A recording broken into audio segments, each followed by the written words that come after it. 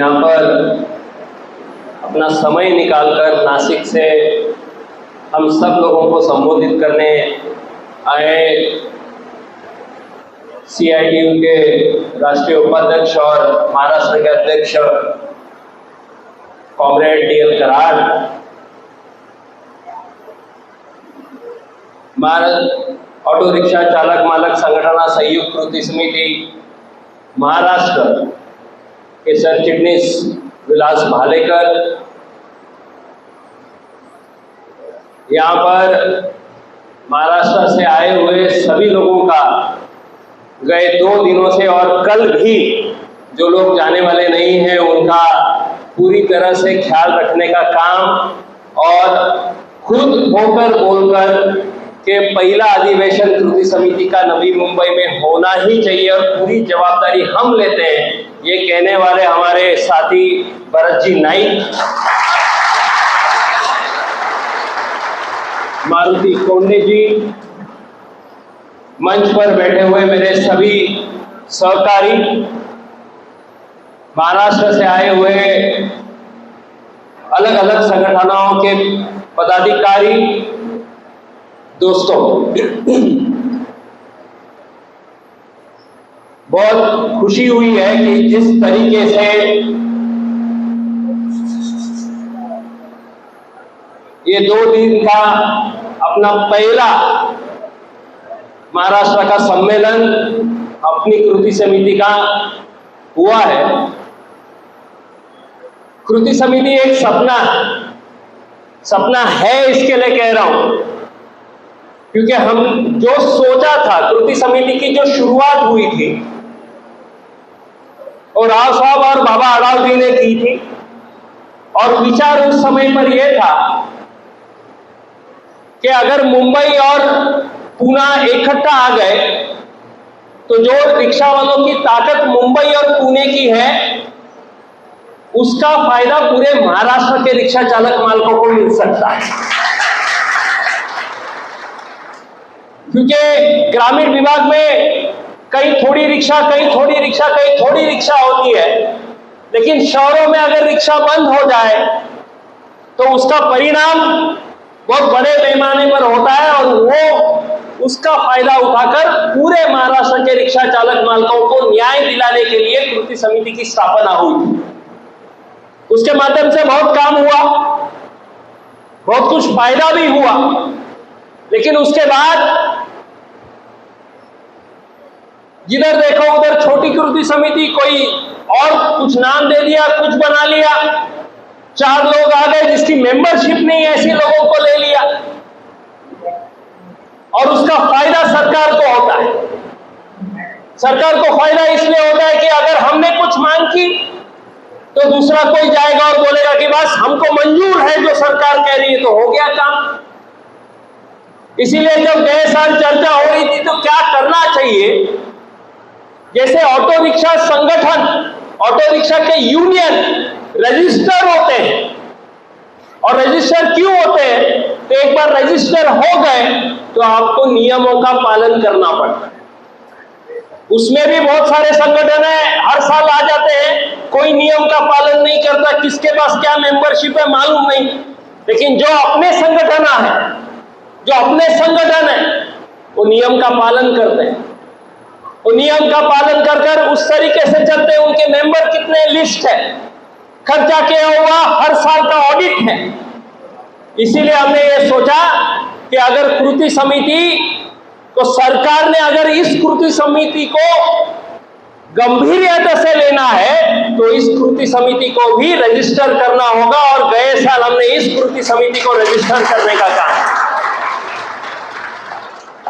ताकि इस कृति समिति में संगठन कौन से हैं, इस कृति समिति के साथ कितने लोग जुड़े हुए हैं, और उसका एक आंकड़ा आज मैं कॉमरेड कराड को कह रहा था कि आज की तारीख में एक सिर्फ थोड़ा सा हमने गणित किया कि अपने कृति समिति से आज जितने संगठन जुड़ी हुई हैं उनके साथ जो ऑटो रिक्शा चालक मालक जुड़े हैं, तो अपनी आज इस कृति समिति के साथ जुड़े हुए ऑटो रिक्शा चालक मालक महाराष्ट्र के कितने होंगे, तो एक अंदाज लिया लगभग 3.25 लाख ऑटो रिक्शा चालक हमारा अपने अलग अलग संगठनों के माध्यम से अपने कृति समिति के साथ जुड़े हो।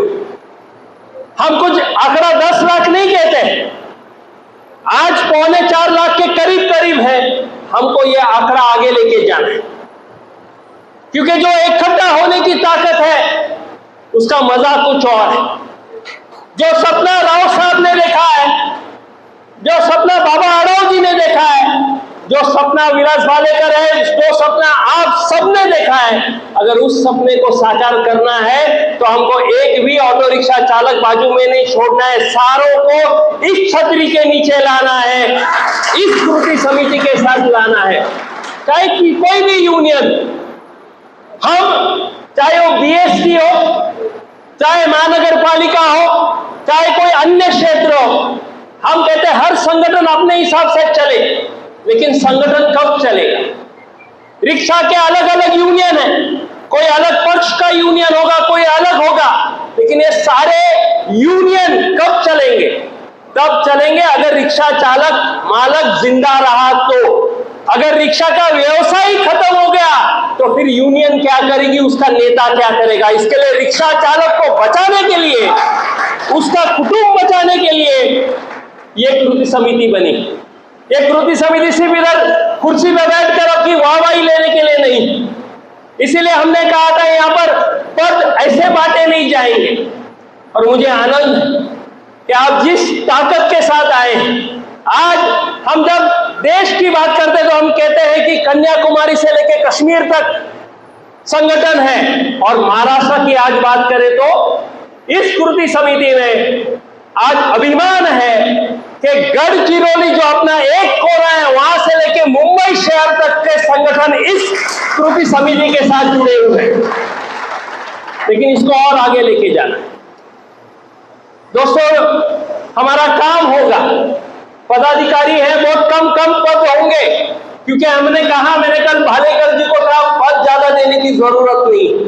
पद उनको दीजिए जिनसे सलाह हमको करना है, जिनसे मशवरा हमको करना है, क्योंकि इस कृति समिति के साथ जो संगठन जुड़े हुए हैं वो संगठन मजबूत है, और उसके साथ जो आप लोग इधर आए हैं और बाकी लोग हैं वो अपने अपने संगठन के खुद पदाधिकारी हैं, उनको अलग पद देने की जरूरत नहीं है, उनकी पहचान वो खुद है।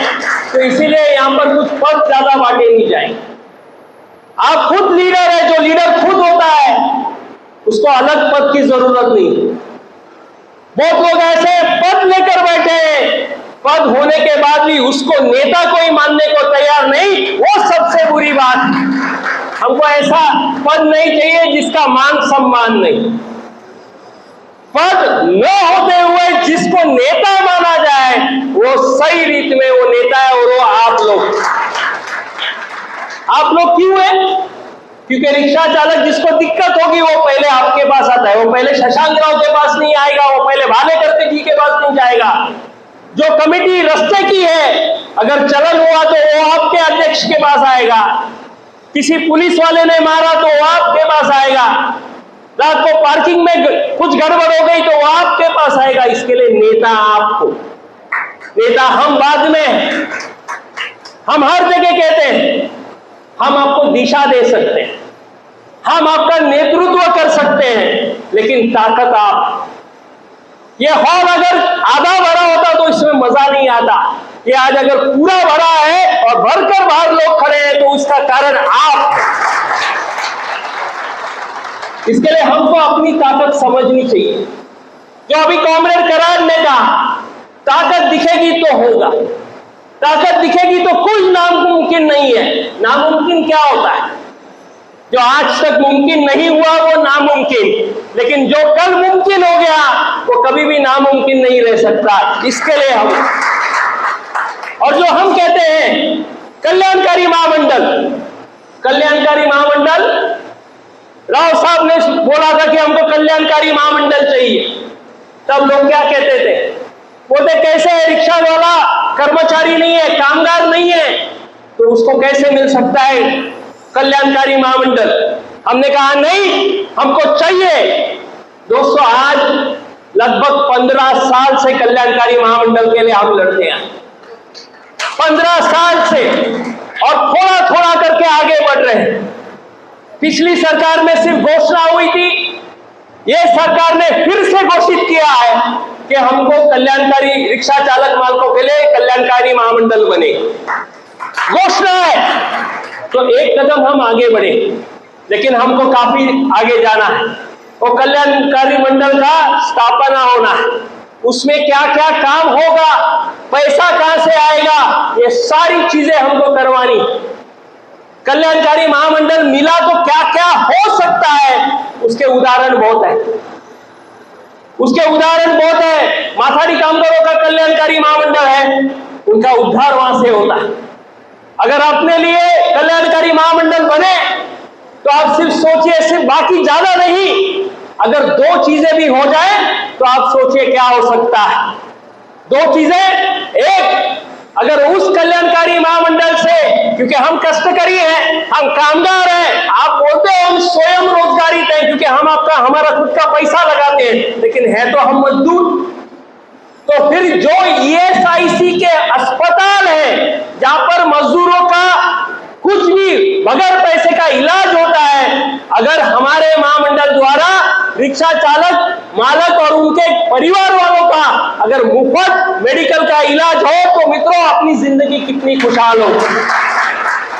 क्योंकि आज मैं जो भी कमाता हूं, एक आदमी बीमार पड़ जाए 20-25 हजार रुपया खर्च हो जाता है, तो जो मैंने कमाया है वो तो जाता ही है, मेरे जेब में से सब चला जाता है, मैं कर्जा लेकर भी, क्योंकि इलाज तो करवाना है। इसके लिए अगर मेडिकल की सुविधा, अस्पतालों की सुविधा हमारे लिए बन जाए तो उससे बेहतर क्या होगा। उसी हिसाब से आज यहां पर कितने ही बुजुर्ग हैं, बुजुर्ग इसके लिए कहता हूं कि उम्र है, लेकिन वो काम बुजुर्गों वाला नहीं करते। वो आज भी चाहे उनकी उम्र 70 हो, 75 हो, 80 तक पहुंचे, वो रिक्शा चलाते हैं। क्यों चलाते हैं? ताली मत बजाइए दोस्तों, ये अच्छी बात नहीं। वो इसीलिए चलाते हैं कि अगर उन्होंने रिक्शा नहीं चलाई तो उनका घर नहीं चलेगा। हमें ये दिन नहीं चाहिए। जैसे बाकी के कर्मचारी रिटायर होते हैं, रिटायरमेंट के बाद पेंशन मिलता है, हमको भी हमारे अधिकार का पेंशन चाहिए दोस्तों। और कोई बोलता है कि 500 रुपया पेंशन, क्या करूंगा, क्या करूंगा 500 रुपया का पेंशन। कोई पूछता है कितना पेंशन, तो हम धंधा कितने का करते हैं। लगभग मुंबई की बात करो, बाकी शहरों की बात करो, तो लगभग हम जो धंधा करते हैं दिन में 1000 रुपए का धंधा होता है, प्रॉफिट नहीं होता। 800 से लेके 1000 का धंधा होता है, तो लगभग 25 से 30 हजार रुपया महीना हम धंधा करते हैं। उसमें से इंटरेस्ट जाता है, हफ्ता जाता है, उसमें से तेल का खर्चा, CNG का खर्चा, मेंटेनेंस, सब मिलके अपन कुछ लेकर जाते हैं 15,000, 10,000। लेकिन हम धंधा कितने का करते हैं? 30,000 रुपए का धंधा महीने का करते हैं। तो मैं जब रिटायर हूं, जैसे बाकी कामगारों के लिए है कि तुमको पेंशन कितनी मिलेगी, तो आज मैं प्रस्ताव तो अगली बार रखेंगे, लेकिन एक सूचना है। किसान लोग पूछते हैं कि रिक्शा वाले को अगर पेंशन चाहिए तो कितना चाहिए, तो मैं ये बोलता हूं कि मेरा धंधा 30,000 रुपया, तो मैं जब रिटायर हूं तो उसका 60% मुझे पेंशन कर मिलना चाहिए, क्योंकि बाकी कर्मचारियों के लिए भी वैसा ही है। तो मैं जब रिटायर हुआ, मेरा 60 हो गया, मेरा 65 हो गया, मैं रिटायर हो रहा हूं, तो उतना होने के बाद मैं जितना कमाता था उसका 60% मुझे मिलना चाहिए, ताकि मेरा रिटायरमेंट अच्छी तरह से हो। मंजूर है दोस्तों? क्योंकि कोई पूछेगा तो बोलेगा कि मैं रिटायर होते वक्त मैं इतना कमाता था, तो इतने मेरी कमाई का 60% मुझे मिलना चाहिए। ये अपना इसके आगे का मुझे पेंशन कितनी मिलनी चाहिए, इसका कोई बोलेगा 200 रुपया, तमिलनाडु जैसा 500 रुपया, नहीं, मेरी कमाई का 60% मुझे पेंशन के रूप में मिलना चाहिए, ये अपनी मांग रहेगी दोस्तों। और मुश्किल नहीं है, बिल्कुल मुश्किल नहीं। अगर इकट्ठा है तो बिल्कुल मुश्किल नहीं, अगर अलग अलग रहे तो मिलेगा ही नहीं, क्योंकि सरकार को नहीं देना। कोई बोलेगा कि ऐसे कैसे होता है, मैं आपको बताता हूं। बीएसटी 3 साल पहले, 4 साल पहले हमने आंदोलन किया। बीएसटी में 2007 के बाद रोजंदारी यानी 180 रुपया रोज पे कर्मचारी भर्ती हुए थे। क्यों भर्ती हुए थे? शुरुआत हुई थी क्योंकि राव साहब ने स्ट्राइक किया था, वो स्ट्राइक को तोड़ने के लिए उनको लाया। स्ट्राइक तो टूटा नहीं, वो लोग आ गए, लेकिन रोजंदारी कामगार थे और बढ़ते बढ़ते उनकी संख्या लगभग 12,500 की हो गई। और 2012 में राव साहब ने एग्रीमेंट किया, उस एग्रीमेंट में इन सब लोगों को परमानेंट करके लेने का काम राव साहब ने उस समय पर किया। और उसके बाद परमानेंट तो हो गए, नौकरी बन गई, लेकिन पगार कम था।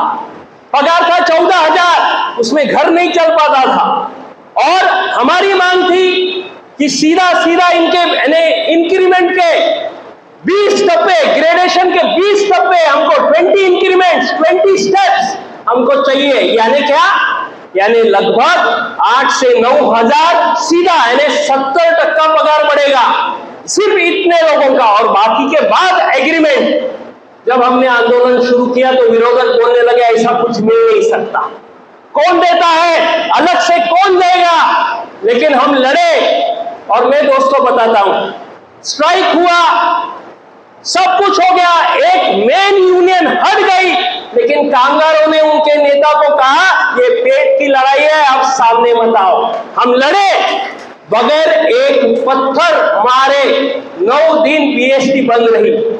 और बाकी छोड़िए कि कौन क्या देगा, न्यायालय ने खुद हमको पहले 10 स्टेप देने का काम किया और बाकी सरकार ने देने का काम किया। और जो लोग कहते थे कि असंभव है, उस असंभव को हमने संभव करके दिखाने का काम उधर किया। लेकिन उसके लिए ताकत, एकजुट।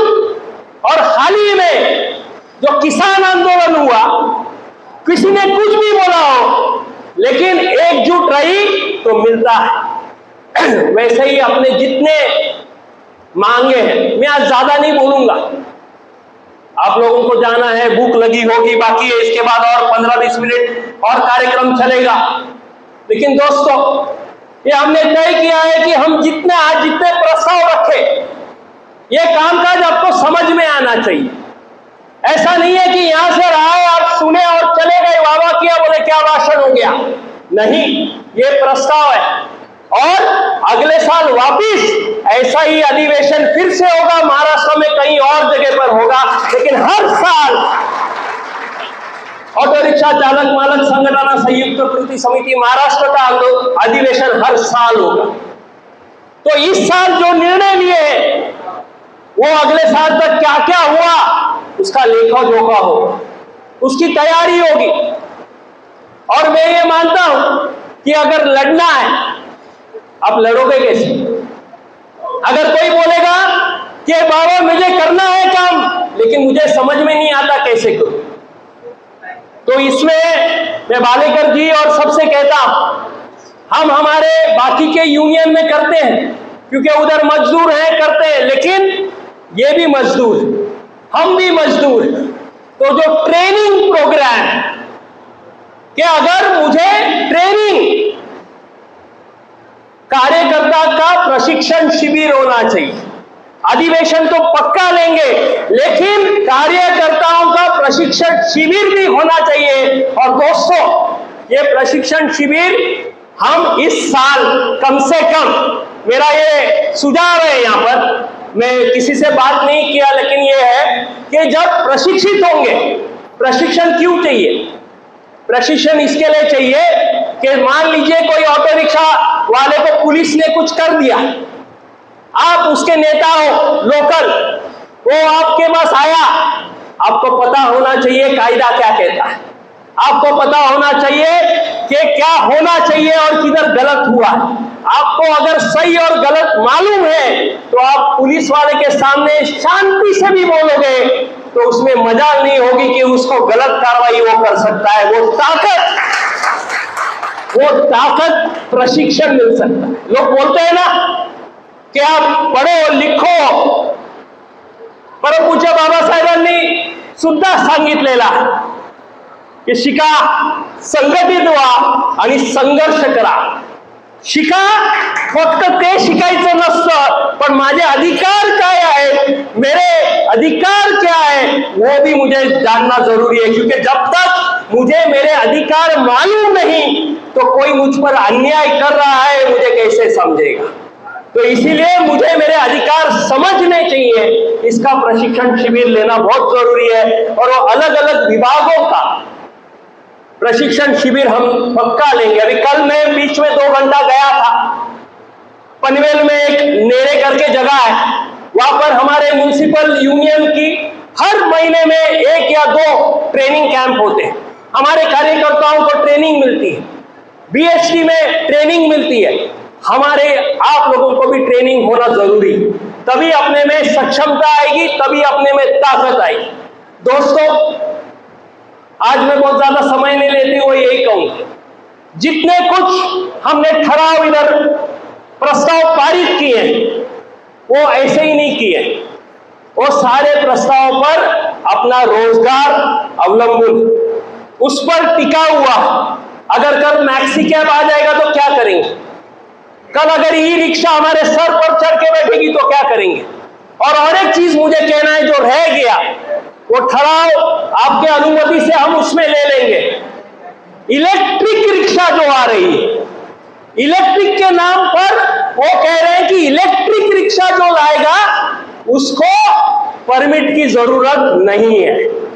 दोस्तों, ये खतरा है, क्योंकि इलेक्ट्रिक रिक्शा लगभग 3.5 लाख रुपए की है और सरकार ये तय करने जा रही है कि परमिट नहीं है तो कंपनियां अपने माध्यम से 500 हजार गाड़ियां चलाएं और भाड़े पे ड्राइवर रखे।